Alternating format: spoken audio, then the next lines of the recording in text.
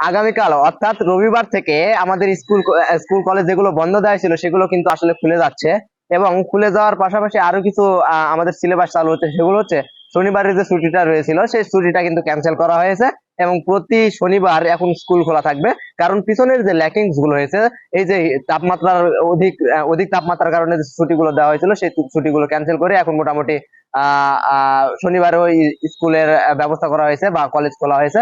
তো এই জায়গা থেকে কিছুদিন 2 দিন আগে হয়তো হিট স্ট্রোকের কারণে একজন শিক্ষার্থীর মৃত্যু হয়েছে, যা আমাদের জন্য খুবই কষ্টের ব্যাপার।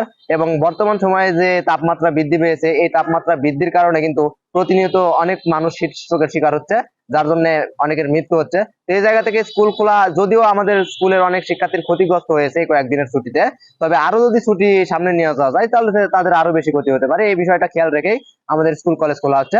তো এই জায়গা থেকে স্কুলে যতই আমরা যাই, আমাদের আমাদের যে বাচ্চা কাচ্চা আছে তাদের অবশ্যই সতর্ক করা উচিত। কেননা এই এই যে গরমের কারণে আমাদের বাচ্চারাও ক্ষতিগ্রস্ত হতে পারে বা আমাদের শারীরিক ভাবে অক্ষমতা অর্জন করতে পারে।